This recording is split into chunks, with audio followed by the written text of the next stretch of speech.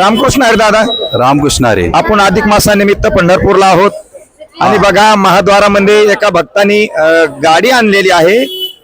गाडी म्हणजे ते बसून नाही बरं आले, म्हणजे जशा पहिल्या घोड्या होत्या, घोडे होते तशा आता गाड्या निघल्या आणि दादानी गाडी घेऊन पांडुरंगाला प्रदक्षिणा घातली, लोटीत घातली.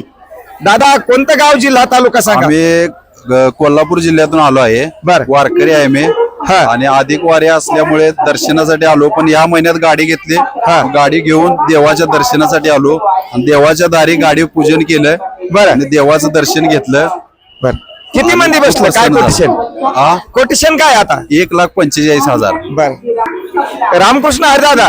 रामकृष्ण. काय वाटलं मित्रांनी गाडी पांडुरंगाच्या दर्शनाला आणली आनंद वाटला आणि पंढरपूरला घेऊन आणि तुम्ही पण त्यांच्या सहकार्याला आले. आले पंढरपूरला वा वा, घेऊन आले, धन्यवाद. आनंद वाटला. याच्यासाठी वारकरी घराणा लागतो महाराज. बघा रामकृष्ण हरी, ज्याचे त्याचे नाद असते महाराज. कोल्हापूरचे मित्र, वारकरी मित्र त्यांनी गाडी घेतली आणि पांडुरंगाच्या चरणापाशी आणलेली आहे.